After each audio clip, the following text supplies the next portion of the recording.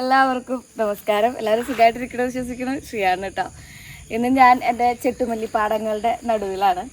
ചെട്ടുമല്ലിയുടെ അവസ്ഥ എന്ന് പറഞ്ഞിട്ടുണ്ടെങ്കിൽ ഭയങ്കര ദയനീയകരമാണ്. കാരണം എല്ലാ പൂക്കളും ഒരു മഴ പെയ്തിട്ടുണ്ടെങ്കിൽ ഇങ്ങനെ ഒടിയും. ഇതിൻ്റെ ഉള്ളിൽ ഇങ്ങനെ വെള്ളം നിൽക്കുമ്പോൾ കണ്ട. പക്ഷേ ഞാൻ വിചാരിച്ചത് നിങ്ങൾക്ക് ഇതിങ്ങനെ നിറച്ച് പൂവുണ്ടായിട്ട് നിങ്ങൾക്ക് ഒരു ദിവസം ഞാൻ കാണിച്ചു തരണമെന്നാണ് വിചാരിച്ചിട്ടുണ്ടായിരുന്നത്. അൺഫോർച്ചുനേറ്റ്ലി എല്ലാ പൂക്കളും ഒടിയുകയാണ് കുട്ടികളെ, എല്ലാ പൂക്കളും ഒടിയുകയാണ് കണ്ട.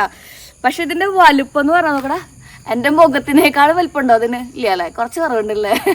അപ്പോൾ പക്ഷേ ഇതിൻ്റെ ഉള്ളിൽ വെള്ളം വീഴുന്നുണ്ട. ഈ വെള്ളത്തിൻ്റെ ഭാരത്തിൽ ഇവരെല്ലാവരും ഒടിഞ്ഞു പോവാണ്. ഓൾമോസ്റ്റ് എല്ലാവരും ഒടിഞ്ഞു പോവാ കണ്ട. ഇത് വിരിഞ്ഞു കഴിഞ്ഞിട്ടില്ല കേട്ടോ കണ്ട. അപ്പം എൻ്റെ ചെട്ടുമല്ലികളുടെ ഇടയിൽ നിന്നിട്ടാവാം എന്ന് വിചാരിച്ചു ഇന്നത്തെ നമ്മുടെ ഇൻട്രോ. എല്ലാകൂലമായ മറ്റൊരു വ്ളോഗിലേക്ക് എല്ലാവർക്കും സ്വാഗതം. ലോഡ്സിൻ്റെ സ്കൂൾ വണ്ടി പോയ ശബ്ദമാണ് ഈ കേട്ടത്. അപ്പോൾ എല്ലാവർക്കും നമ്മുടെ മറ്റൊരു വ്ളോഗിലേക്ക് സ്വാഗതം. ശ്രീയാണ്. ചെണ്ടുമല്ലി പാടം എന്തായി ശ്രീന്ന് ഒരുപാട് പേര് ചോദിക്കുന്നുണ്ടായിരുന്നു. എന്തായാലും ചെണ്ടുമല്ലികൾ നടാൻ പറഞ്ഞ ചേച്ചിക്ക് ഒരുപാട് നന്ദിയുണ്ട് കേട്ടോ. കാരണം അത്രയും വലിപ്പമുള്ള അതിമനോഹരമായ കാഴ്ചയായിരുന്നു. ഇതിങ്ങനെ പൊട്ടിക്കാൻ പറഞ്ഞാൽ നമ്മളിത് ഫുള്ളും പൊട്ടിക്കണം കേട്ടോ. ഞാൻ കുറച്ച് കാലത്ത് തന്നെ പൊട്ടിച്ച് വെച്ചിട്ടുണ്ടായിരുന്നു. ഇനി നമുക്കിതൊക്കെ പൊട്ടിച്ച് നമ്മുടെ ഡൈനിങ് ടേബിളിൽ സെറ്റ് ചെയ്യാം എന്നാണ് വിചാരിക്കണത്. ഇത് കണ്ട, ഇതിൻ്റെ കനം കാരണം കൊണ്ടേ ഇതാ ഇവിടെ ഇങ്ങനെ ഒടിഞ്ഞു പോവാ. വെള്ളം വീഴുന്നുണ്ട. ആ വെള്ളമാണ് ഇത്. വിരിഞ്ഞു കഴിഞ്ഞിട്ടില്ല കേട്ടോ. എന്തൊരു വലിയ പോവാന്നറിയോ, പ്ലാസ്റ്റിക് പോവല്ലേ, അത്രയും ഭംഗിയുണ്ട് കാണാൻ വേണ്ടിയിട്ട്. ഇതിങ്ങനെ നിറച്ചുണ്ട് കേട്ടോ. പൊട്ടിക്കുകയാണെന്നുണ്ടെങ്കിൽ നമ്മളെല്ലാം പൊട്ടിക്കണം. പക്ഷെ പൂക്കൾ പൊട്ടിക്കാൻ സത്യമായിട്ട് എനിക്ക് ഭയങ്കര മടി. ഇവനത് പൊഴിഞ്ഞു പോയാലും ഒടിഞ്ഞു വീണാലും ഒക്കെ. എന്നാലും ഞാനിത് തീരെ നിവർത്തിയില്ല. 4 പൂ വെച്ചിട്ടുണ്ടെങ്കിൽ വലിയൊരു ബൊക്കെ ഉണ്ടാക്കാം. നല്ല മണോ. ഞാൻ കത്തിയെടുത്തില്ല. അപ്പോൾ പൂക്കളുടെ കാഴ്ചകളൊക്കെ നിങ്ങൾക്ക് ഒത്തിരി ഇഷ്ടപ്പെട്ടു എന്ന് വിചാരിക്കുന്നു. നമുക്കിനി അതൊക്കെ സെറ്റ് ചെയ്യാം കേട്ടോ. നമ്മുടെ വീട്ടിലത്തെ സെറ്റ് ചെയ്യാം. അപ്പോൾ ഇതാണ് നമ്മുടെ കാലത്തുള്ള ഒരു പ്രഭാതത്തിൻ്റെ വൈബ് എന്ന് പറയുന്നത്. നമ്മൾ ഇങ്ങനെ എന്താ പറയുക, സൂര്യൻ ഉദിച്ച് വരുന്ന നേരത്തേക്ക് ഇതിൻ്റെ ചുറ്റും, അതായത് നമ്മുടെ വീടിൻ്റെ ചുറ്റും കിടന്ന് നടക്കാൻ വേണ്ടിയിട്ട് ഒരു പ്രത്യേക വൈബാന്ന് പറയാറില്ലേ. ഇന്ന് എൻ്റെ കൂടെ റോഡ് എത്താനായിട്ട് നമ്മുടെ അച്ഛനും കൂടി ഉണ്ട് കേട്ടോ.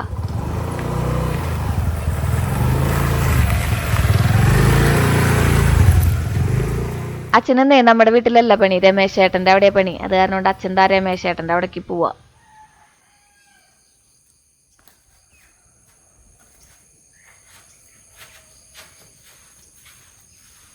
പിള്ളാച്ചൻ ഉമ്മറം കാണിച്ചു, പിന്നാമ്പുറം കണ്ടില്ല എന്നുള്ള പരാതി നിങ്ങൾ പറയുന്നത് എനിക്കറിയാം. അത് കാരണം കൊണ്ട് ഇതാണ് നമ്മുടെ പിന്നാമ്പുറം, നമ്മുടെ വീടിൻ്റെ പിന്നാമ്പുറം കേട്ടോ.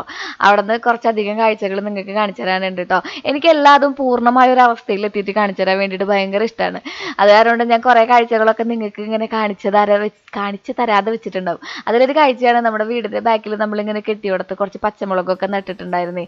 അപ്പോൾ അതുമൊക്കെ പച്ചമുളക് ഉണ്ടായിട്ടുണ്ട്. അപ്പോൾ ഞാനിങ്ങനെ പച്ചമുളക് ഇങ്ങനെ കാണിച്ചു തരുമ്പോൾ ശ്രീ ഈ പച്ചമുളക് ഇവിടുന്ന ഇത് അയച്ചു തരും എന്നൊക്കെ എല്ലാവരും ചോദിക്കാറുണ്ട്. അങ്ങനെ ആ പുതിയൊരു വെറൈറ്റി നമ്മുടെ വീട്ടിലുണ്ടായിട്ടുണ്ട്. ഒന്നുമല്ല കേട്ടോ, നമ്മൾ പൊട്ടിച്ചിടില്ലേ നമ്മുടെ കറികളിലൊക്കെ പൊട്ടിച്ചിടുന്ന കിഴക്കമുളക് ഉണ്ടല്ലോ, അത് ഏറ്റവും വലിയൊരു ഇനം ഞാൻ നട്ടുപിടിപ്പിച്ച് വലുതായി അതിലുണ്ടായി തുടങ്ങിയതാണ്. അപ്പം നമ്മുടെ ദിവസം ഒന്ന് തുടങ്ങുന്നത് ഒരു പൊട്ടിലാണ്. നമുക്കിന്ന് ഒരുപാട് കാര്യങ്ങൾ ചെയ്ത് തീർക്കാനുണ്ട്. ശ്രീകുട്ടന് എക്സാം ഉണ്ട്. അത് കാരണം കൊണ്ട് തന്നെ ഭയങ്കര തിരക്കിലാണ് കേട്ടോ. അപ്പോൾ ശ്രീകുട്ടൻ്റെ പുട്ടും അതുപോലെ തന്നെ പഴമൊക്കെ കൊടുത്തു വിട്ടു കാലത്ത്. ബാക്കിയുള്ളതൊക്കെ ഞാൻ സെറ്റ് ചെയ്ത് എനിക്ക് കഴിക്കാനുള്ളതൊക്കെ ആക്കി വെച്ചിട്ടുണ്ട് കേട്ടോ. അപ്പോൾ നമുക്ക് നമ്മുടെ ചെണ്ടുമല്ലി പാടത്ത് നിന്ന് പൊട്ടിച്ച ചെണ്ടുമല്ലികൾ ഇതിലൊന്ന് അറേഞ്ച് ചെയ്താലോ. എന്ത് വലിയ പൂക്കളായിരുന്നോടോ. ഇതിൻ്റെ വിത്ത് പാകെ ഉണ്ടാവുമെന്ന് അറിയില്ല. ഹൈബ്രിഡാന്ന് പറഞ്ഞിട്ടാണ് നമുക്ക് അവർ തന്നിട്ടുണ്ടായിരുന്നത്. 2.50 3 രൂപ വെച്ചിട്ടാണ് നമുക്ക് ഒരു തൈക്ക് വില വരുന്നത് കേട്ടോ. പക്ഷെ ഒട്ടും നഷ്ടമല്ല, അടിപൊളി പൂക്കളാ. ആകെ മഞ്ഞ ഇപ്പോൾ എവിടെയോ ഒരു പച്ചയുടെ കുറവുണ്ടല്ലേ. അപ്പൊ നമുക്ക് പരിഹരിക്കാം. ഒരാളെ ഈ സൈഡിൽ വെച്ചിട്ടുണ്ട്. കുറച്ച് ഓവറായി എന്നൊക്കെ അറിയാം, എന്നാലും കുഴപ്പമില്ല. ഓവറായാലും എല്ലാവരും ശ്രദ്ധിക്കുള്ളൂ. ഇപ്പൊ ദേ കണ്ട, ഈ ഒരു സംഭവം ഉണ്ടാക്കി കഴിഞ്ഞപ്പോഴേക്കും ഞാൻ ആദ്യമായിട്ടായിരിക്കും കേട്ടോ ഫ്ലവർ വേസിൽ പൂവൊക്കെ ഉണ്ടാക്കി വെക്കണ. എനിക്ക് ഭയങ്കര സന്തോഷം തോന്നി. ആദ്യമായിട്ട് നമ്മുടെ തോട്ടത്തിലുണ്ടായ പൂക്കള് നമ്മുടെ എന്താ പറയാ ഡൈനിങ് ടേബിളിന്റെ മുകളിൽ ഇങ്ങനെ വെച്ചപ്പോഴേ ഭയങ്കര സന്തോഷം തോന്നി. പണ്ടൊക്കെ വലിയ വലിയ കാര്യങ്ങൾ വേണമായിരുന്നു ജീവിതത്തിൽ സന്തോഷിക്കാൻ. അയ്യോ സന്തോഷമില്ലല്ലോ എന്നുള്ള പരാതികളൊക്കെ ഉണ്ടായിരുന്നു. ഇപ്പൊ എൻ്റെ ജീവിതത്തിലത്തെ ഈ ഒരു കാര്യം പോലും എനിക്ക് ഭയങ്കര ബ്ലെസ്സിങ്സ് ആയിട്ട് തോന്നുന്നത്. അല്ലെങ്കിൽ ഭയങ്കര ഒരു സന്തോഷം, ഒരു വല്ലാത്ത പോസിറ്റീവ് എനർജി ഇങ്ങനെ ലൈഫിലേക്ക് കൊണ്ടുവന്നു കാലത്ത് തന്നെ. വലിയ ആഡംബരമായിട്ടൊന്നും ചെയ്യാൻ അറിയില്ല കേട്ടോ. ഞാൻ എന്നാലും നമ്മുടെ വീട്ടിലുണ്ടായ പൂക്കൾ അങ്ങനെ ഒടിഞ്ഞു പോവല്ലേ എന്ന് വിചാരിച്ചിട്ട് എടുത്തുകൊണ്ട് വെച്ചുള്ളൂ. ഒരാളപ്പുറത്തും ഒരാളപ്പുറത്തും വെച്ചിട്ടുണ്ട്. ഭംഗിക്ക് ഇത്തിരി പച്ചിലകളൊക്കെ ആഡ് ചെയ്തിട്ടുണ്ട്. കുഴപ്പമില്ല. ഇനിയിപ്പോൾ ഇതിൽ പ്ലാസ്റ്റിക് വെച്ചു എന്ന് പറയണ്ട കേട്ടോ. പ്ലാസ്റ്റിക് വെച്ചിട്ടുണ്ടെങ്കിൽ എനിക്ക് ഇലകൾ പൊട്ടിക്കാൻ ഭയങ്കര മടിയാണ്. അത് കാരണമാണ് ഞാൻ ഇതിൻ്റെ ഉള്ളിലേക്ക് ഇങ്ങനെ ഒരു പ്ലാസ്റ്റിക് വെച്ച് കുത്തി കയറ്റിയത്. അപ്പോൾ ഇന്ന് നമുക്ക് ആ ചേച്ചിയുടെ അടുത്തേക്ക് പോകണം. നമ്മുടെ ഇവിടെ നാട്ടിൽ കണ്ണോക്ക് കൊണ്ടുപോകാന്ന് പറഞ്ഞിട്ടൊരു ചടങ്ങുണ്ട്. അതിന് വേണ്ടി പോകണം. ഞാൻ അമ്മ മരിച്ച കാര്യം നിങ്ങൾ അറിഞ്ഞിട്ടുണ്ടാവുമല്ലോ അല്ലേ? ചേച്ചിയുടെ അമ്മായിയമ്മ മരിച്ച കാര്യം അറിഞ്ഞിട്ടുണ്ടാവും എന്ന് പ്രതീക്ഷിക്കുന്നു. ഞാൻ കമ്മ്യൂണിറ്റി പോസ്റ്റ് ഇട്ടായിരുന്നു, ഫേസ്ബുക്കിൽ ഷെയർ ചെയ്തായിരുന്നു, സ്റ്റോറി ഇട്ടായിരുന്നു. അപ്പോൾ സത്യം പറഞ്ഞാൽ അമ്മയുടെ ഒരു ഭാഗ്യം മരണമായിരുന്നു കേട്ടോ. കാരണം 10-20 കൊല്ലമായിട്ട് അമ്മ ഇങ്ങനെ വയ്യാത്തൊരവസ്ഥയിലൂടെയാണ് കടന്നു പോകുന്നുണ്ടായിരുന്നത്. ഷുഗർ ഉണ്ടായിരുന്നു അമ്മയ്ക്ക്. ഇടയ്ക്കിടയ്ക്കൊക്കെ ഷുഗറിൻ്റെ ഭാഗമായിട്ട് വരുന്ന ഡയബറ്റിക് ആയിട്ടുള്ള ചില കാര്യങ്ങൾ ഉണ്ടാവുമല്ലോ, മുറിവുകൾ, വൂണ്ടുകൾ, കുരുക്കൾ വരും, അത് പൊട്ടും, അതിൻ്റെ ഉള്ളിൽ നന്നായിട്ട് പഴുക്കും. അപ്പോൾ ചേച്ചിയായിരുന്നു അമ്മേരെ ഒരു നേഴ്സ് എന്ന് പറഞ്ഞിട്ടുണ്ടെങ്കിൽ. ചേച്ചി വന്നു കഴിഞ്ഞ് ഒരു 5 വർഷം കഴിഞ്ഞപ്പോൾ അച്ഛൻ പാരലൈസ്ഡ് ആയി. അച്ഛൻ തളർന്ന് കിടന്നു. ഒരു 6 മാസം അച്ഛൻ ബെഡ് റിഡൺ ആയിരുന്നു. അത് കഴിഞ്ഞ് അച്ഛൻ്റെ ഒരു വിൽ പവർ കൊണ്ട്, അതായത് ചേച്ചിയുടെ അച്ഛൻ്റെ ഒരു വിൽ പവർ ഉണ്ടായിരുന്നു. വിശ്വംഭരനായിരുന്നു അച്ഛൻ്റെ പേര്. അച്ഛൻ മരിച്ചിട്ട് 2 വർഷമായിട്ടുള്ളൂ. അച്ഛൻ്റെ ഒരു വിൽ പവർ കൊണ്ട് അച്ഛൻ എഴുന്നേറ്റ് നടന്നു. അച്ഛൻ പിന്നെ വീൽ ചെയറിലായി, വാക്കറായി, പതുക്കെ സ്റ്റിക്കൊക്കെ ആയിട്ട് അച്ഛൻ അങ്ങനെ നടന്ന് അച്ഛൻ ഒരു ഇൻഡിപെൻഡൻ്റ് എന്നുള്ള രീതിയിലേക്ക് എത്തി. അങ്ങനെ ഒരു 10-13 വർഷത്തോളം അച്ഛൻ ആ ഒരു അവസ്ഥയിൽ നിങ്ങൾ കണ്ടിട്ടുണ്ടാവും. അമ്മയുടെ വ്ളോഗിൽ, എൻ്റെ വ്ളോഗിലൊക്കെ അച്ഛനെ കണ്ടിട്ടുണ്ടാവും. അച്ഛൻ്റെ 1 സൈഡ് പാരലൈസ്ഡ് ആയിരുന്നു. ഒരു 60% അച്ഛൻ അങ്ങനെ ഓക്കെ ആയി. പിന്നെ ഒരു വട്ടം പോയിട്ടുണ്ടെങ്കിൽ തിരിച്ചു വരാൻ ബുദ്ധിമുട്ടുള്ള ഒരു സ്റ്റേജാണ് നമ്മുടെ മസിൽ വീക്ക്നെസ് എന്ന് പറയുന്നത്. ഒരു 40% ആൾക്ക് അതിൻ്റെതായ ബുദ്ധിമുട്ടുകൾ, ചെറിയൊരു കോടലൊക്കെ ഉണ്ടായിരുന്നു. പിന്നെ നമ്മുടെ കോവിഡൊക്കെ കഴിഞ്ഞിരിക്കുന്ന അവസ്ഥയിൽ അച്ഛനൊരു ചെറിയ പനി വന്നതാണ്. അച്ഛൻ ഈ പറഞ്ഞ നിമിഷം കൊണ്ട് തന്നെ നമ്മളെ വിട്ടു പോയിട്ടോ. കുറച്ച് നാൾ കെടുക്കുകയെ, നമ്മളൊരു രോഗിക്ക് എടുക്കുക എന്ന് പറയുമ്പോഴേ നമുക്ക് നോക്കുന്നവർക്ക് മാത്രമുള്ള ബുദ്ധിമുട്ടല്ലല്ലോ, ആ കെടുക്കുന്ന ആളുടെ അവസ്ഥ വല്ലാത്തതല്ലേ. അപ്പൊ 2 അച്ഛനും അമ്മയ്ക്കും അങ്ങനെ ഒരു അവസ്ഥ വന്നില്ല. അമ്മ ഇങ്ങനെ വായു വലിക്കുക എന്ന് പറയില്ലേ നമ്മള്, ആ ഒരു അവസ്ഥയിൽ ഒരു 24 മണിക്കൂറേ കിടന്നുള്ളൂ. അവരെ ബ്രെയിനുമായിട്ടുള്ള ബാക്കി എല്ലാ കണക്ഷനും കട്ടായി. നമ്മൾ ഹോസ്പിറ്റലിൽ കൊണ്ടുപോയി ബ്രെയിൻ CT എടുത്തപ്പോൾ പറഞ്ഞത് ഓൾഡ് ഏജ് പ്രോബ്ലംസ് ഉണ്ട്, അല്ലാതെ വേറെ പ്രോബ്ലംസ് ഒന്നുമില്ല. ഇവിടെ കെടുത്തണ്ട, നമുക്കൊന്നും ചെയ്യാൻ പറ്റില്ല. ഗ്ലൂക്കോസ് കയറ്റാൻ പോയിട്ട് വെയിൻ പോലും കിട്ടാത്തൊരവസ്ഥയിലാണ്, ബോഡി അത്രയും വീക്കാണ് എന്ന് പറഞ്ഞു. അമ്മ വെള്ളം ഇറക്കലും കാര്യങ്ങളൊന്നും ഉണ്ടായിരുന്നില്ല. ഒരു 24 മണിക്കൂർ ആണ് അമ്മ അങ്ങനെ കിടന്നത്. പിന്നെ അമ്മയും പോയി. അപ്പോൾ ആരും ബുദ്ധിമുട്ടിച്ചില്ല എന്ന് വേണമെങ്കിൽ പറയാം കേട്ടോ. അപ്പോൾ അമ്മയുടെ കാര്യം അങ്ങനെ എന്താ പറയുക, അമ്മയ്ക്ക് സത്യം പറഞ്ഞാൽ അതൊരു ചില സമയങ്ങളിൽ നമുക്ക് മരണം അനുഗ്രഹമാവാറുണ്ടെന്ന് പറയില്ലേ, അങ്ങനെ ഒരു അവസ്ഥയിലായിരുന്നു കേട്ടോ. കുറേ നാളായി അമ്മ സഫർ ചെയ്യണു. അമ്മ മാത്രമല്ല, കുരുക്കൾ വരുമ്പോഴും ഹോസ്പിറ്റലിൽ കൊണ്ടുപോകേണ്ട കാര്യങ്ങളും ഒക്കെ ആകുമ്പോൾ അമ്മയ്ക്കും ബാക്കിയുള്ള ഒരു ബുദ്ധിമുട്ടുണ്ട് എന്നുള്ളൊരു സങ്കടവും, ചേച്ചി ആ ഒരു സ്റ്റേജിൽ കൂടെ കടന്നു പോയതും ഒക്കെ വലിയൊരു ഇങ്ങനെ എന്താ പറയുക, വലിയൊരു ചരിത്രമാണ് അമ്മ അങ്ങനെ കടന്നുപോയി. നമ്മളെല്ലാവരും കടന്നു പോകും. നമുക്ക് ലൈഫ് മസ്റ്റ് ഗോ ഓൺ അല്ലേ. അപ്പോൾ നമ്മുടെ നാട്ടിൽ കണ്ണോക്ക് കൊണ്ടുപോകാന്നൊരു ചടങ്ങുണ്ട്. അപ്പോൾ ചേച്ചിയുടെ അടുത്തേക്ക് അങ്ങനെ കുറച്ച് നമ്മളിങ്ങനെ അവിടെ കുറേ ആൾക്കാരൊക്കെ ഇരിക്കുന്നുണ്ടാവുമല്ലോ. അപ്പോൾ അവർക്ക് കഴിക്കാനുള്ള ഭക്ഷണം അരിയൊക്കെ പണ്ടത്തെ ചടങ്ങാണ് കേട്ടോ. പണ്ടത്തെ ചടങ്ങാണെങ്കിൽ നമ്മൾ ഇനിയിപ്പോൾ അമ്മയ്ക്ക് വേണ്ടിയിട്ട് നമുക്ക് വേറൊന്നും ചെയ്യാനില്ല. അപ്പോൾ അത് കാരണം കൊണ്ട് അതും കൂടി അങ്ങോട്ട് അങ്ങനെ എത്തിക്കാമെന്ന് വിചാരിച്ചപ്പോൾ നമുക്ക് ഒല്ലൂർ പോകണം. ശ്രീകോട്ടൻ സ്കൂളിൽ നിന്ന് വന്നിട്ട് വേണം നമുക്ക് ഒല്ലൂർ പോകാൻ വേണ്ടിയിട്ട്. അപ്പം അതൊക്കെയാണ് വിശേഷങ്ങൾ. പിന്നെ പോലീസ് സ്റ്റേഷനിൽ പോകാനുണ്ടെന്ന്, പോലീസ് സ്റ്റേഷനിലേക്ക് പോകേണ്ടി വരും എന്ന് പ്രതീക്ഷിക്കണം. അപ്പം ഞാൻ അതിൻ്റെ കാര്യങ്ങൾ വഴിയെ പറഞ്ഞുതരാം. ഭാഗ്യം നമ്മൾ പുതിയൊരു സൈറ്റ് എടുത്തിട്ടുണ്ട് വാഴ വയ്ക്കാൻ വേണ്ടിയിട്ട്. അപ്പം അവിടേക്ക് പോകുന്ന തിരക്കിലൊക്കെയാണ്. അപ്പം നമ്മൾ വിശേഷങ്ങൾ പറഞ്ഞിരുന്നാൽ ഇവിടെ ഇരിക്കുള്ളൂ. ഞാൻ പോയിട്ട് കുളിച്ചിട്ട് വരാം കേട്ടോ. ഞാൻ എണ്ണയൊക്കെ തേച്ചിട്ടാണ് നിൽക്കണേ. അപ്പം ഞാൻ പോയി കുളിക്കട്ടെ. അപ്പോൾ നമുക്ക് പതുക്കെ പോയി കുളിച്ചിട്ടൊക്കെ വരാം. ഞാൻ എണ്ണയൊക്കെ തേച്ച് സെറ്റായിട്ടാണ് ഇരിക്കുന്നുണ്ടായിരുന്നത്. ഞാൻ കഴിഞ്ഞ ദിവസം ഒരു ഡ്രസ്സ് ഇട്ടപ്പോൾ ഒരുപാട് കമൻറ്റുകൾ വന്നു കേട്ടോ. 5 ലക്ഷം കഴിഞ്ഞപ്പോൾ ശ്രീജയുടെ ഡ്രസ്സിൻ്റെ ഇറക്കം കുറഞ്ഞോ എന്നാണ് ഒരാൾ ചോദിച്ചിട്ടുണ്ടായിരുന്നത്. നമ്മൾ എഡിറ്റ് ചെയ്യുമ്പോഴാണ് അത് ശ്രദ്ധിക്കുക, നമ്മുടെ ഡ്രസ്സിന് അത്ര ഇറക്കം കുറവാണോ എന്ന്. അങ്ങനെ നമ്മൾ വിചാരിച്ചുകൊണ്ട് ഒരു വൾഗറായിട്ടുള്ള ഡ്രസ്സ് ഇടുന്നതല്ല. ചിലവർക്ക് അത് വൾഗാരിറ്റി ആയിട്ട് ഫീൽ ചെയ്യും. ചിലർ ഷോർട്സ് ഒക്കെ ഇട്ടിട്ട് വീഡിയോ ചെയ്യുന്ന എത്ര ആൾക്കാരുണ്ട്. അത് ഓരോരുത്തരുടെ ചിന്താഗതികളായിരിക്കും. പിന്നെ ഞാൻ അങ്ങനെ ഒരു രൂപത്തിൽ കാണാൻ വേണ്ടിയിട്ട് ചിലപ്പോൾ എൻ്റെ പ്രേക്ഷകർ ആഗ്രഹിക്കുന്നുണ്ടായിരിക്കില്ല. അത് കാരണം അതുകൊണ്ടായിരിക്കും അവർ അത്രയും കമൻറ്റുകൾ വന്നിട്ടുണ്ടായിരുന്നത്. ഞാൻ ഇനി അത് ശ്രദ്ധിക്കാം കേട്ടോ. അപ്പോൾ ദേ കണ്ടോ, നമ്മളിന്ന് കാര്യങ്ങളൊക്കെ സെറ്റ് ചെയ്തിട്ടാണ് കുളിക്കാൻ പോയിട്ടുണ്ടായിരുന്നത്. നമുക്ക് ഭാഗ്യന് ചെറിയ രീതിയിലുള്ള അലർജി വന്നു തുടങ്ങിയിട്ടുണ്ട്. കാറ്റുകാലം വരുമ്പോൾ ഹോമിയോ ഒക്കെ കഴിച്ച് നമ്മൾ നന്നായിട്ട് കുറച്ചതായിരുന്നു. പിന്നെ അത് അഗെയിൻ സ്റ്റാർട്ട് ചെയ്തിട്ടുണ്ട്. അപ്പോൾ നമ്മൾ ഹോമിയോ വീണ്ടും കണ്ടിന്യൂ ചെയ്തു. വേറെ കുറച്ച് മരുന്നുകളൊക്കെ കണ്ടിന്യൂ ചെയ്തു. ഫുഡ് കൺട്രോൾ ഉണ്ട്. മാത്രമല്ല ഒരുപാട് കാര്യങ്ങൾക്ക് പഥ്യമുണ്ട്. അപ്പോൾ വെളിച്ചെണ്ണ, അത് വെളിച്ചെണ്ണയിലടാ, നാളികേരം പാല്, തൈര്, ഉഴുന്ന്, കടുക്, അങ്ങനെ ഒരുപാട് സാധനങ്ങൾ ഭാഗ്യന് പറ്റില്ല കേട്ടോ. അപ്പോൾ നാളികേരം പാലും നാളികേരം ഇല്ലാണ്ട് നമുക്ക് എന്ത് കറിയെന്ന് വിചാരിക്കുന്നുണ്ടാവൂലേ. സത്യമായിട്ടും ഞാൻ ഭയങ്കര ബുദ്ധിമുട്ടിലാണ് കുറച്ച് ദിവസമായിട്ട്. അപ്പോൾ ഇപ്രാവശ്യം തട്ടിക്കൂട്ടലുകളാണ് ഏറ്റവും കൂടുതൽ നടക്കാറുള്ളത്. കാര്യം നമ്മുടെ പണി എളുപ്പത്തിൽ കഴിയുന്നുണ്ടെങ്കിലും എനിക്ക് നാളികേരം ഒഴിച്ചിട്ടുള്ള കറികളാണ് ഭയങ്കര ഇഷ്ടം കേട്ടോ. അപ്പോൾ നമ്മൾ ഇന്ന് അമരക്കായ അരിഞ്ഞു വെച്ചിട്ടുണ്ടായിരുന്നു. അമരക്കായ നമ്മൾ ഉപ്പേരി വയ്ക്കാൻ പോവാണ്. നിങ്ങൾ മെഴുക്കുവരട്ടി എന്ന് പറയൂലേ, നമ്മുടെ ഇവിടെ ഉപ്പേരിയാണ് കേട്ടോ. ഉള്ളിയും അതുപോലെ തന്നെ വെളുത്തുള്ളിയും പിന്നെ കുറച്ച് പച്ചമുളക് ഉണ്ടല്ലോ നമ്മുടെ കാന്താരി, അതുകൂടി മിക്സിയിൽ ഒന്ന് ചതച്ചിട്ട് അത് നല്ല വെളിച്ചെണ്ണയിൽ ചൂടാക്കിയെടുത്ത് അതിൽ കറിവേപ്പിൻ്റെ ഇലയും ഇടിച്ച മുളകും അതുപോലെ തന്നെ കുറച്ച് കളറിന് കാശ്മീരി ചില്ലിയും കൂടി ഇട്ടിട്ട് നമ്മുടെ ഉള്ളിയും വെളുത്തുള്ളിയും നന്നായിട്ട് മൂപ്പിച്ചെടുക്കും. അതിലേക്ക് അമരക്കായും കൂടി ഇട്ടിട്ട് ഇത്തിരി ഉപ്പ് ഇട്ടിട്ട് അടച്ചു വെച്ച് അത് വേവിച്ചെടുക്കും. അപ്പോൾ പിന്നെ അതിൽ നാളികേരത്തിൻ്റെ പരിപാടി ഇല്ലല്ലോ. അപ്പോൾ ഉപ്പേരി പരിപാടി നമുക്ക് അങ്ങോട്ട് കഴിച്ച് വയ്ക്കാം. പിന്നെ എന്താടാ, കറികളാവുമ്പോൾ എനിക്ക് നാളികേരം ഇല്ലാണ്ട് പറ്റിയില്ല. ഭാഗ്യനാണെങ്കിൽ മീൻ അലർജിയാണ്. മീൻ അലർജി അല്ല, മീൻ പഥ്യ, മീൻ കഴിക്കാൻ പാടില്ല പറഞ്ഞു. അപ്പോൾ പിന്നെ എന്ത് ചെയ്യും? ചിക്കനൊക്കെ എന്നും വയ്ക്കാൻ പറ്റുമോ? അപ്പം ഞാൻ കണ്ടുപിടിക്കുന്ന ഒരു പരിപാടിയാണ് നമ്മുടെ തക്കാളി ചമ്മന്തി എന്ന് പറയുന്നത് കേട്ടോ. എല്ലായിടത്തും എല്ലാവരും ഉണ്ടാക്കുന്ന ഒരു കറിയൊക്കെ തന്നെയായിരിക്കും തക്കാളി ചമ്മന്തി എന്ന് പറയുന്നത്. അപ്പം ഞാനിവിടെ സവാളയിലാണ് ഉണ്ടാക്കിയെടുക്കുക. ചെറുള്ളിയിൽ ഭയങ്കര ടേസ്റ്റാണ് കേട്ടോ. ഉള്ളി നന്നായിട്ട് മൂപ്പിച്ച് വെളുത്തുള്ളിയൊക്കെ ഇട്ട് അതിൻ്റെ ഉള്ളിൽ കറിവേപ്പിൻ്റെ ഇലയും പിന്നെ നമ്മൾ പൊടികളായിട്ടുള്ള മഞ്ഞൾപ്പൊടി, മല്ലിപ്പൊടി, കുറച്ച് ചിക്കൻ മസാലയും കൂടി ഞാനിടും. മഞ്ഞൾപ്പൊടിയൊക്കെ ഇട്ട് മല്ലിപ്പൊടി വേണമെങ്കിൽ നിങ്ങൾക്ക് മല്ലിപ്പൊടി ഇടാം. ഇത്തിരി ഉപ്പ് ഇട്ടിട്ട് നന്നായിട്ട് വഴറ്റി പിന്നെ കുറച്ച് ചതുര കഷ്ണങ്ങളായിട്ട് അരിഞ്ഞു വെച്ചിട്ടുണ്ടായിരുന്ന നമ്മുടെ ഈ തക്കാളി ഉണ്ടല്ലോ അതും കൂടി ഇട്ട് കൊടുത്തിട്ട് നന്നായിട്ട് വഴറ്റിയെടുക്കും. അതായത് എന്താ പറയുക, ഇങ്ങനെ ചമ്മന്തി പരുവത്തിലിരിക്കണം. പിന്നെ കുറച്ച് മുട്ടയും കൂടി പൊരിച്ചപ്പോൾ ഭാഗ്യനുള്ള കറികൾ റെഡി ആയിട്ടുണ്ട്. പിന്നെ ശ്രീകുട്ടന് എന്തെങ്കിലും വേണം, സംഭവങ്ങൾ എന്താ പറയുക, അലുത്തുകൊളുത്ത സംഭവങ്ങൾ വേണം. അത് കാരണം ഞാൻ കുറച്ച് ചിക്കൻ ഇങ്ങനെ വെറുതെ ഉപ്പും മുളകൊക്കെ പുരട്ടി വറുത്ത് വെച്ചിട്ടുണ്ട്. പിന്നെ അച്ചാറുണ്ടല്ലോ. അപ്പം അങ്ങനെയാണ് ഇപ്പോൾ കുറച്ച് ദിവസമായിട്ട് നമ്മുടെ വീട്ടിലത്തെ കുക്കിംഗ് പരിപാടികൾ. സിമ്പിളാണ് കാര്യം എന്നുണ്ടെന്നുണ്ടെങ്കിലും എനിക്കൊരു മനസംതൃപ്തി ഇങ്ങോട്ട് വരുന്നില്ല എന്ന് പറയാം നാളികേരം ഒഴിക്കാണ്ട്. അപ്പോൾ നമ്മുടെ മണിക്കൂട്ടങ്ങൾക്ക് കുറച്ച് ചോറൊക്കെ കൊടുത്തതിൻ്റെ പരിപാടികളൊക്കെ അവസാനിച്ചിട്ടുണ്ട് കേട്ടോ. കാലത്ത് കുളി കഴിഞ്ഞപ്പോൾ കെട്ടിവെച്ച മുടി ഇതാ ഇപ്പോഴാണ് അഴിക്കണത്. കുറച്ച് തുണികളൊക്കെ തോരിയിട്ടപ്പോൾ ചോറുണ്ടാമെന്ന് വിചാരിച്ചു. പൂക്കളിട്ട പോലെ കറികൾ കുറേ ഉണ്ടെന്നുണ്ടെങ്കിലും അലത്ത് പോലത്തെ സംഭവങ്ങളൊക്കെ ആയിട്ട് ചോറ് കഴിക്കാൻ നല്ല ടേസ്റ്റ് ഉണ്ടായിരുന്നു കേട്ടോ. അപ്പോൾ നമ്മളിത് കഴിഞ്ഞിട്ട് ശ്രീകുട്ടൻ വന്നപ്പോൾ ശ്രീകുട്ടനെയും കൊണ്ട് ഞാൻ സൂപ്പർ മാർക്കറ്റിൽ പോകണം. നമ്മുടെ ഇവിടെ ഈ കണ്ണൂക്ക് കൊണ്ടുപോകാന്നൊരു ചടങ്ങുണ്ട്. നിങ്ങളുടെ നാട്ടിൽ ആ ചടങ്ങിന് എന്താ പറയാന്ന് ഒന്ന് പറഞ്ഞോളൂ കേട്ടോ. അത് നിർബന്ധമുള്ള കാര്യമൊന്നുമല്ല, പണ്ട് തൊട്ടുള്ളതാണ്. പക്ഷേ ഇത് ആചാരവും അനുഷ്ഠാനവും ഒന്നും ആക്കിയിട്ടല്ല. നമ്മൾ ചേച്ചിനെ കാണാൻ പോകുമ്പോൾ കുറച്ച് സാധനങ്ങൾ ചേച്ചിക്ക് മേടിച്ചുകൊണ്ട് പോകണമെന്ന് മാത്രം കേട്ടോ. അങ്ങനെ നമ്മൾ സൂപ്പർ മാർക്കറ്റിലെത്തി. ഒല്ലൂരാണ് കേട്ടോ സൂപ്പർ മാർക്കറ്റ്. ഒല്ലൂരല്ല, തലൂര്. മാങ്ങ കഷ്ണങ്ങൾ ഇനി അത് അച്ചാർ ഏറ്റവും വലിയ അച്ചാറിൻ്റെ എടുക്കുന്നുണ്ട് ശ്രീകുട്ടൻ കേട്ടോ. ശ്രീകുട്ടൻ അച്ചാർ കണ്ട പിന്നെ പ്രാന്താ അല്ല മണിയെ.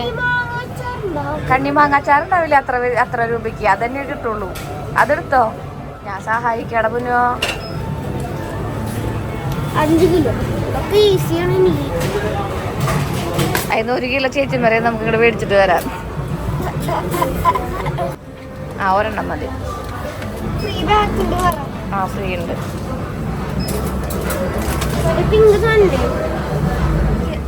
അതൊക്കെ ചേച്ചിമാരിലുണ്ടാവും ചിലപ്പോ. നമ്മുടെ മക്കളൊക്കെ ഇത്രയും വലുതായി എന്ന് നമ്മൾ ഇടയ്ക്കിടയ്ക്ക് റിയലൈസ് ചെയ്യുന്നത് അവർ ചില കാര്യങ്ങളിൽ കൊടുക്കുന്ന ശ്രദ്ധയാണ്. അല്ലെങ്കിൽ നമ്മൾ ഓട്ടോമാറ്റിക്കലി അവരോട് അഭിപ്രായങ്ങൾ ചോദിച്ചു പോകുമ്പോഴാണ് നമ്മൾ അങ്ങനെ റിയലൈസ് ചെയ്യുക, ദൈവമേ അവർ ഒരുപാട് വളർന്നു അല്ലേ, അവരോട് അഭിപ്രായം ചോദിക്കേണ്ട ഒരു അവസ്ഥയിലേക്ക് അല്ലെങ്കിൽ ആ ഒരു സ്റ്റേജിലേക്ക് നമ്മൾ എത്തിച്ചേർന്നു എന്ന്. ഇപ്പോൾ ശ്രീകുട്ടൻ അവിടെ നിന്ന് ഓരോ സാധനം എടുത്തിട്ട് ചോദിക്കുക. ഇപ്പോൾ നമ്മളെല്ലാവരും മറക്കുന്ന ഒരു കാര്യമാണ് വെള്ളം കലക്കാനായിട്ട് ടാങ്ക് വേണം എന്നുള്ളത്. അതൊക്കെ ഇങ്ങനെ ആളിങ്ങനെ എടുത്തെടുത്ത് ചോദിക്കുമ്പോഴേ ഞാൻ റിയലൈസ് ചെയ്യാണ് അവൻ ഒരുപാട് വളർന്നു എന്ന്. ഈ ഉന്തണ കാര്യം ഇനിയിപ്പോൾ അതിൽ എത്രയോ വെയിറ്റ് ഉണ്ടെങ്കിലും അത് ആൾ തന്നെയാണ് ചെയ്യാട്ടോ ഒക്കെ. അത് എന്നോട് ഇങ്ങനെ ചോദിക്കും, അമ്മ അതെടുത്തോ, അമ്മ മറ്റേതെടുത്തോ, മറിച്ചതെടുത്തോ എന്നൊക്കെ ചോദിക്കുന്നുണ്ടായിരുന്നു. അങ്ങനെ ഞാൻ മനസ്സിലാക്കി ശ്രീകുട്ടൻ ഒരുപാട് വളർന്നു എന്ന്, രൂപം കൊണ്ട് മാത്രമല്ല മനസ്സുകൊണ്ടും. അങ്ങനെ നമ്മൾ ഒരുവിധം നമുക്ക് ആ ഒരു നമ്മൾ 7-നാണ് പരിപാടികൾ നിശ്ചയിച്ചിരിക്കണേ. അപ്പം അത്ര ദിവസത്തേക്ക് കഴിക്കാൻ വേണ്ടിയിട്ടുള്ള കുറച്ച് സാധനങ്ങൾ വീട്ടിൽ ആരുമില്ല. ചേച്ചിമാരും 3 നാത്തുമാരാണ് ഏട്ടായിക്കുള്ളത്. ചേച്ചിമാരും 3 പേരും പിന്നെ അവരുടെ മക്കൾ മക്കള് എല്ലാവരും ഇല്ല, ഒരുപാട് പേര് ജോലിക്ക് പോകുന്നവരും പഠിക്കാൻ പോകുന്നവരും ഒക്കെയാണ്. അത് കാരണം കൊണ്ട് മക്കളിൽ 1-2 പേരേ ഉള്ളൂ. അവരാണെങ്കിൽ ഇന്ന് വീട് വിടുകയും ചെയ്യും.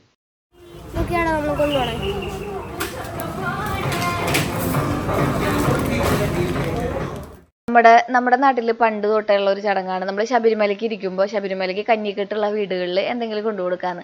അപ്പോൾ അവിടെയുള്ള മെയിൻ ഐറ്റംസ് എന്ന് പറയുന്നത് ശർക്കര, അവിൽ, അങ്ങനത്തെ ഐറ്റംസ് ആണ്. അത് നിർബന്ധമായിട്ട് എന്താണെന്നറിയില്ല, ഒരു ചടങ്ങ് പോലെ. എന്നോട് അമ്മയും ഇന്ന് സാധനങ്ങൾ എന്തെങ്കിലും വേണമെന്ന് ഞാൻ ഫോണിൽ കൂടെ വിളിച്ചു വെച്ചപ്പോഴേ, ഇപ്പോൾ വീട് പണി കഴിഞ്ഞ കാരണം കൊണ്ട് നമുക്ക് ഒരുപാട് സാധനങ്ങളൊന്നും ആവശ്യമില്ല കേട്ടോ.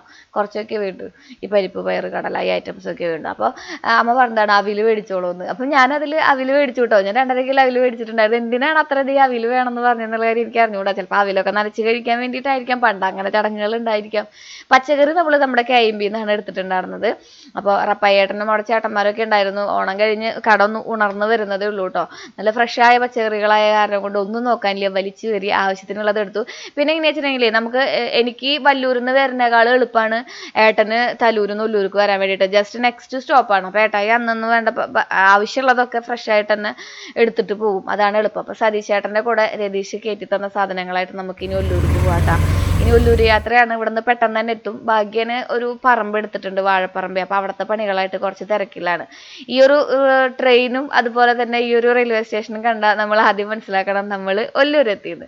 അവിടെ എത്തിയപ്പോൾ അതേ നമ്മുടെ കുഞ്ഞുമണി ഉണ്ടായിരുന്നു കേട്ടോ. അത് ചേച്ചിയുടെ ഒരു നാത്തൂൻ്റെ മോളുടെ കുട്ടിയാണ്. അപ്പോൾ ആളെൻ്റെ ചെരുപ്പൊക്കെ ഇടുന്ന തിരക്കിലാണ് കേട്ടോ. അങ്ങനെ നമ്മൾ സതീഷ് ചേട്ടൻ്റെ ഓട്ടോറിക്ഷയിൽ കൊണ്ടുവന്ന സാധനങ്ങളൊക്കെ ഇറക്കി ചേച്ചിമാരായിട്ട് കുറച്ച് നേരം വർത്താനമൊക്കെ പറഞ്ഞിരുന്നു. അപ്പോഴേക്കും അവൾ കണ്ടോ ആവിലും പൊതി കൊണ്ടുവരുന്ന തിരക്കില്ല. കുഞ്ഞിപ്പാറുവാണ്, ഒരു കുഞ്ഞിപ്പാറു.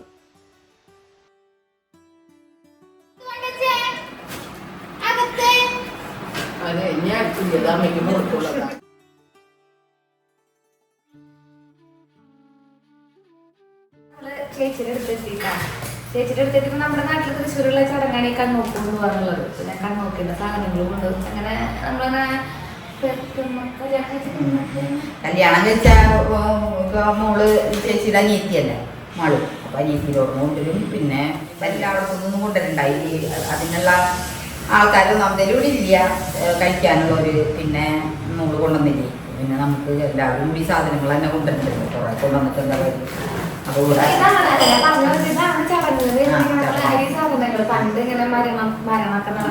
കുറച്ച് ദിവസം ഇരിക്കുമല്ലോ. 16 ദിവസമൊക്കെ ഇരിക്കും. അത്ര 16 ദിവസമൊക്കെ ബന്ധുക്കളെല്ലാം ഒരു വീട്ടിലായിരിക്കും. അപ്പൊ കുറെ ആൾക്കാർക്ക് 10-25 ആൾക്കാർക്ക് കഴിക്കണ്ടേ. ഇപ്പോഴും അങ്ങനെ ഇനിയത് അത് തുടർന്ന് കൊണ്ട് ഇപ്പോഴും എല്ലാവരും ചേട്ടനിയന്മാരും പെങ്ങന്മാരും പാങ്ങളന്മാരും അടുത്തുള്ള പെങ്ങന്മാരൊക്കെ ഇല്ലാവും. അപ്പോൾ അവർ 10 ദിവസം നല്ല ഫുഡൊക്കെ അവർക്ക് വെച്ച് കൊടുക്കുക. നല്ല പണ്ട് കാലത്ത് നല്ലതെന്ന് പറഞ്ഞിട്ടുണ്ടെങ്കിൽ മരിച്ച് ഇങ്ങനെ ഇരിക്കുന്ന സമയത്തൊക്കെ കിട്ടുള്ളേ. ഇപ്പം അങ്ങനെയൊന്നല്ലല്ലോ. അപ്പോൾ ആർക്കും എല്ലാവരും നല്ല പണിയാണ് കഴിക്കുന്നത്. അപ്പോൾ അതിനൊക്കെ ഒരു ഇതുണ്ടാക്കിയതാന്ന് തോന്നുന്നു. അച്ഛനമ്മയൊക്കെ മരിച്ചിരിക്കുമ്പോൾ പെൺകുട്ടികൾക്കാണ് അത് കൂടുതലും ഇത്. സ്വന്തം വീട്ടിൽ കഴിഞ്ഞ് ഓണം കോഴി മേടിച്ച് കൊടുക്കണവർ കോഴി മേടിച്ച് കൊടുക്കും. അല്ലെങ്കിൽ എന്തെങ്കിലും കൊടുക്കാതെ അങ്ങനെയൊക്കെയുള്ള ചടങ്ങുകൾ അതിപ്പോൾ തുടർന്ന് കൊണ്ടുപോകാം. തൃശ്ശൂരിൽ അതുണ്ട് കേട്ടോ. ഇനി എല്ലാ രാജ്യങ്ങളിലും അതിങ്ങനെ പല രാജ്യങ്ങളിലും പല രീതികളാണ്. അല്ല പല ജില്ലകളിൽ അതന്നെ പല നാട്ടിലും പല രീതികളാണ്. അപ്പോൾ നമ്മുടെ അവിടെ എങ്ങനെയാണ് ആൾക്കാരൊക്കെ വരില്ല. ചേച്ചിയൊക്കെ കലക്കാറുണ്ടായിരുന്നൊക്കെ പറഞ്ഞാൽ ഉപ്പ് വേണ്ട, അത് വേണ്ട, ഇത് വേണ്ട, സോപ്പ് വേണ്ട എന്നൊക്കെ ചോദിച്ചു കുറെ കാലം ഞാൻ പറഞ്ഞില്ലേ കാണിച്ചിട്ടുണ്ട്. ഇതാണ് നമ്മുടെ ചടങ്ങ്. ചടങ്ങുകൾ കഴിഞ്ഞു. അമ്മയുമായി ബന്ധപ്പെട്ട കുറച്ചുള്ളൂ. 7-ന്റെ അന്ന് പുലരിയുടെ ചടങ്ങുണ്ടാവും. പിന്നെ നമ്മൾ പ്രതീക്ഷിക്കാത്ത അസ്ഥി പറക്കലേ ഉണ്ടെന്ന്. പിന്നെ പുലവീടില് 10-11 അങ്ങനെയാണ്. പിന്നെ അമ്മ നമ്മളെ വീട്ടിൽ പെട്ടെന്നായിരുന്നു കേട്ടോ. ഭയങ്കരമായിട്ട് നമ്മൾ ഒട്ടും പ്രതീക്ഷിക്കാത്തൊരു സമയത്ത് അല്ല അമ്മ പോയത് പോയി. ഭാഗ്യത്തിന് ഒരു 15 ദിവസം നമ്മുടെ ഈ വീട്ടിൽ. അതുകൊണ്ടാണ് നമ്മള് ഈ വീടിന്റെ ഹൗസ് വാമിങ് അത്ര ഗംഭീരമായിട്ടൊന്നും കഴിക്കാൻ ഞാൻ ചടപടാന്ന് ഞാൻ തന്നെ വെച്ച് കാലാക്കി ഉണ്ടാക്കിയ ഫുഡ് എല്ലാവർക്കും കൊടുത്ത് ഒരു സന്തോഷം. അങ്ങനെ 1-2 സന്തോഷങ്ങൾ ഈ വീട്ടിൽ കഴിഞ്ഞു കേട്ടോ. കുറച്ച് ആൾക്കാർ വന്നു. അമ്മ കഴിഞ്ഞ കുറേ വർഷമായിട്ട് ചെറിയ അസുഖങ്ങളല്ല, നല്ല രീതിയിൽ ഷുഗറൊക്കെ ഉള്ള ആളായിരുന്നു. പെങ്ങന്മാരൊക്കെ 10 kg അത്യാവശ്യം നല്ല രീതിയിൽ ഷുഗർ ഇൻസുലിൻ എടുത്തിരുന്ന ഒരാളാണ് കേട്ടോ. ചേച്ചി വരുന്ന കാലം നമുക്ക് ഷുഗർ ഉണ്ട് ചേച്ചി. ചേച്ചി വരാണ്ട് 21 കൊല്ലം പറയല്ലേ, 20 കൊല്ലം. അപ്പൊ അത് 10-20 കൊല്ലം 20 കൊല്ലം അതിനേക്കാളും മുന്നേ നമുക്ക് ഷുഗർ ഉണ്ടായിരുന്നു. ഈ ഷുഗർ കണ്ടിന്യൂസ് ആയിട്ട് അമ്മ ഇൻസുലിൻ എടുക്കുന്നുണ്ട്. ഞാൻ കാണുമ്പോൾ നല്ല മോഡൽ നല്ല യൂണിറ്റിൽ ഷുഗറിന് മരുന്ന് എടുക്കുന്നുണ്ട്. ഇടയ്ക്കിടയ്ക്ക് ഓരോ എന്താ പറയാ പൊട്ടലുകളൊക്കെ വന്ന് അത് പഴുത്ത് അങ്ങനെ കുറെ ബുദ്ധിമുട്ടിയിട്ടുണ്ട് അമ്മയും ചേച്ചിയും എല്ലാവരുമായിട്ട്, ഏട്ടനൊക്കെ ആയിട്ട്. അച്ഛനുണ്ടായിരുന്നു കൂടെ. അത് കഴിഞ്ഞ അച്ഛനും അമ്മയാണ് ഇങ്ങനെ പോന്നപ്പോഴാണ് അച്ഛൻ 5 വർഷം കഴിഞ്ഞ 13 കൊല്ലം അച്ഛൻ അങ്ങനെ ഇരുന്നു. 5 വർഷം കഴിഞ്ഞപ്പോ അച്ഛൻ പെരലൈസ്ഡ് ആയി. അച്ഛൻ തളർന്ന് ക്ലോട്ടായി ആകെ കിടപ്പായി. 6 മാസം കഴിഞ്ഞപ്പോ എനിക്ക് നടന്നു തുടങ്ങി. പിന്നെ സൈഡ് മൊത്തം നടന്നു. സഹായം വേണം. പിന്നെ ഫിസിയോതെറാപ്പി ആയി, അങ്ങനെയായി ഇങ്ങനെയായി.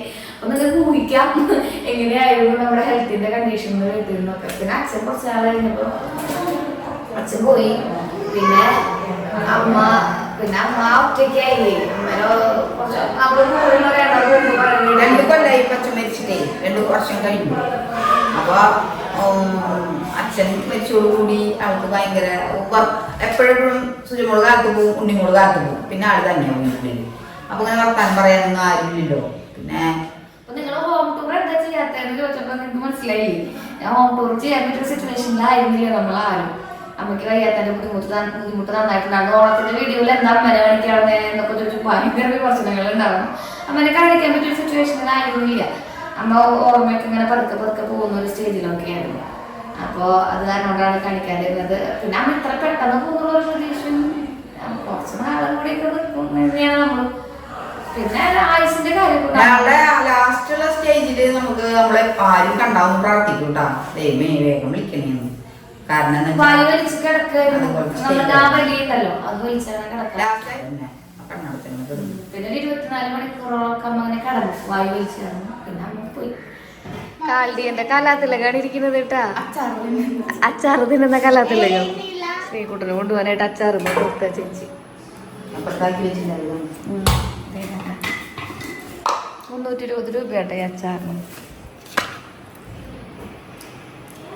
അച്ചാറ് കുറിച്ച് ചട്ടി ചേച്ചിയാണ് പിന്നെ ചാറുതി. അതെ, പറഞ്ഞത് എന്തെങ്കിലും മനസ്സിലായോ? അതായത് നമ്മുടെ കാൽഡിയനിലത്തെ ഇപ്രാവശ്യത്തെ കലാതിലകമായിരുന്നു നമ്മുടെ കുഞ്ഞെന്നാണ് പറഞ്ഞത്. ഒരുപാട് ഐറ്റത്തിലൊക്കെ പങ്കെടുത്ത ആൾക്ക് ഫസ്റ്റ് പ്രൈസും പിന്നെ കുറെ സമ്മാനങ്ങളൊക്കെ കിട്ടിയിട്ടുണ്ടായിരുന്നു കേട്ടോ. ഞങ്ങളേ പോലീസ് സ്റ്റേഷൻ വരെ പോകേണ്ട ആവശ്യമുണ്ട്. ഭാഗ്യനെ കൂട്ടി ശ്രീകുട്ടനെ ഇവിടെ നിർത്തിയിട്ട് പെട്ടെന്നുള്ള തീരുമാനമായിരുന്നു. സ്റ്റേഷനിൽ നിന്ന് വിളി വന്നു, പോരാട്ടമ്മ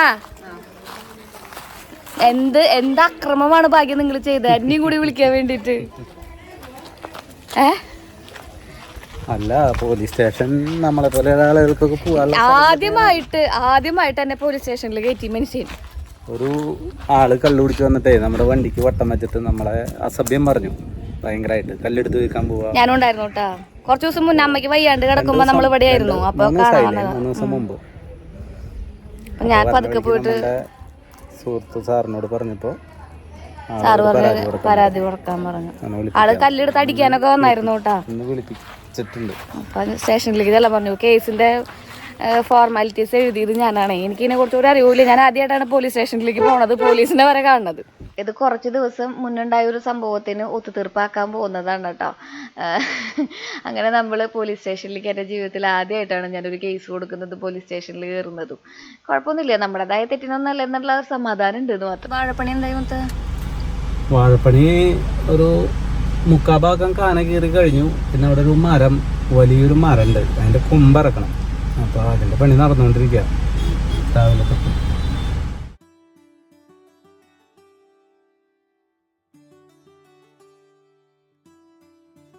സ്റ്റേഷനിൽ പോയി വന്നു കേട്ടാ. സ്റ്റേഷനിവിടെ വലിയൊരു സ്റ്റേഷനിലാണ് പോയി വന്നത്. അവിടെ ഇൻസ്പെക്ടർ സാറും നമ്മൾ വഴക്ക് പറഞ്ഞു എന്ന് ഭാഗ്യം പറഞ്ഞില്ലേ, അദ്ദേഹം ഉണ്ടായിരുന്നു. ഒരു പാവൻ ചേട്ടൻ, ബസ് ഡ്രൈവറൊക്കെയാണ്. എന്താ സംഭവം ചോദിച്ചിട്ടുണ്ടെങ്കിലേ, നമ്മളിങ്ങനെ വല്ലൂരിന്ന് അമ്മേനെ കാണാനായിട്ട് വല്ലൂർക്ക് വരുന്ന വഴിക്ക് നമ്മളൊരു കടയിലേക്ക് ഇങ്ങനെ സാധനങ്ങൾ മേടിക്കാനായിട്ട് വണ്ടി ഒതുക്കിയപ്പോൾ ആള് നമ്മുടെ മുന്നിൽ വന്ന് നിന്നിട്ട് ബഹളം ഉണ്ടാക്കിയതാണ്. ആൾക്ക് സൈഡ് കൊടുത്തില്ല എന്ന് അങ്ങനെ എന്തോ പറഞ്ഞിട്ടാണ് ആൾ വഴക്കുണ്ടാക്കി തുടങ്ങിയത്. ആൾ നല്ല വെള്ളത്തിലായിരുന്നു. ഇന്ന് കണ്ടപ്പോൾ എൻ്റെ ദൈവമേ, ഇത്ര നാള് നമ്മൾ കണ്ടതിൽ വെച്ചിട്ട് ഇത്ര ഒരു മനുഷ്യനെ ഞാൻ മീറ്റ് ചെയ്തിട്ടില്ല എന്നുള്ള രീതിയിലാണ് ആള് നിൽക്കുന്നത്. ഒരു പാവം ചേട്ടൻ. പിന്നെ പോലീസ് അന്ന് തന്നെ വിളിച്ചിട്ട് വരാൻ ഭയങ്കര അസഭ്യം പറയല്, ഭയങ്കരമായിട്ട് തെറി പറയല്. നമുക്ക് തെറി എന്ന് പറഞ്ഞിട്ടുണ്ടെങ്കിൽ ഭയങ്കര തെറി പറയലാണെന്ന്.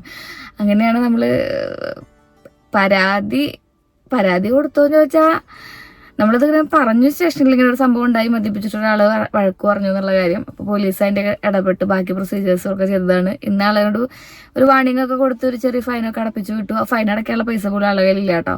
ഞാൻ വിചാരിച്ചില്ല എൻ്റെ കയ്യിൽ നിന്ന് എടുത്ത് കൊടുക്കേണ്ടി വരുമെന്ന്. അത്രയും ദയനീയമായ ഒരു അവസ്ഥയിലായി. അപ്പം കഴിയുന്നതും അങ്ങോട്ട് കയറി ഓരോ പ്രശ്നത്തിലോ അല്ലെങ്കിൽ വഴി പോകുന്ന ആൾക്കാരെ തെറി പറയുകയൊക്കെ ചെയ്യാണ്ടിരിക്കുക. എന്തെങ്കിലും തെറ്റുകളുണ്ടെങ്കിൽ വഴിയിൽ വഴി നമ്മൾ എന്താ പറയുക, വണ്ടി നിർത്തി മാന്യമായ രീതിയിൽ സംസാരിച്ച് കാര്യങ്ങൾ പ്രശ്നത്തിലേക്ക് എത്തിക്കാണ്ട് സോൾവ് ചെയ്യാൻ ശ്രമിക്കുന്നതായിരിക്കും നല്ലത്. ചില ആൾക്കാർക്ക് തെറി പറയുന്നത് കേൾക്കാൻ വലിയ താല്പര്യം ഉണ്ടാവില്ലല്ലോ, ആർക്കും ഉണ്ടാവില്ലല്ലോ. എനിക്ക് അതുപോലെ തന്നെ തെറി പറയുന്നത് കേൾക്കാൻ വലിയ താല്പര്യമില്ല. എനിക്ക് മാത്രമല്ല ഭാഗ്യനും. പ്രത്യേകിച്ച് നമ്മുടെ വണ്ടിയിൽ ശ്രീകുട്ടൻ ഉണ്ടായിരുന്നു. അയാളിങ്ങനെ കല്ലൊക്കെ എടുത്തിട്ട് നമ്മൾ ഉപദ്രവിക്കുക എന്നുള്ള രീതിയിലൊക്കെ, വണ്ടി എറിഞ്ഞ് പൊട്ടിക്കുന്നുള്ള രീതിയിലൊക്കെ നമ്മളോട് പെരുമാറി. അപ്പോൾ അങ്ങനെയൊക്കെ ചിലപ്പോൾ വയറ്റിൽ കിടക്കുന്ന കള്ളിൻ്റെ ഒരു പിൻബലത്തിലാവും ചെയ്യുന്നുണ്ടാവുക. അപ്പം അങ്ങനെയൊന്നും ചെയ്യാണ്ടിരിക്കുക. ഇതുപോലെയുള്ള സാഹചര്യങ്ങൾ എന്നെ പോലുള്ളവർക്ക് ആകാൻ ഭയങ്കര ബുദ്ധിമുട്ടാണ്. കാരണം അവിടെ വെച്ച് സാറുമാർ കുറച്ച് ശബ്ദം ഉയർത്തി സംസാരിക്കുക. അപ്പോൾ ഓപ്പോസിറ്റ് നിൽക്കുന്ന ആൾ ഭയങ്കരമായിട്ട് ഇങ്ങനെ നമ്മുടെ മുമ്പിൽ വെച്ചിട്ടുണ്ടാവുന്ന ആ ഒരു നമ്മുടെ വ്യക്തിത്വത്തിന് പറ്റുന്ന ചെറിയൊരു ക്ഷത ഉണ്ടല്ലോ, അത് ഭയങ്കര ബുദ്ധിമുട്ടല്ലേ. എനിക്ക് കാണുമ്പോൾ ഭയങ്കര ബുദ്ധിമുട്ടായിട്ട് ഫീൽ ചെയ്യുന്നുണ്ട് കേട്ടോ. അത് കാരണം കൊണ്ട് എനിക്ക് ഭയങ്കര പാവമായിട്ട് തോന്നി. പക്ഷെ പഠിച്ച കള്ളന്മാരുണ്ട് നമ്മുടെ കൂട്ടത്തിൽ നിന്നുള്ള കാര്യം വേറെ ഒന്ന്. അതാണ് ഭാഗ്യം എന്നോട് പറഞ്ഞത്, പഠിച്ച കള്ളന്മാരുണ്ടാവുന്നു. എന്തായാലും പ്രശ്നം സോൾവ് ആക്കി നമ്മൾ നമ്മുടെ പുതിയ വാഴ കൃഷിയുടെ ഭാഗമായിട്ട് ഭാഗ്യൻ മേടിച്ചിട്ടുള്ള ഭാഗ്യൻ ഏറ്റെടുത്തിട്ടുള്ള ഒരു പറമ്പിന്റെ ഭാഗത്തിലേക്ക് എത്തിയിരിക്കുകയാണ് നമ്മൾ.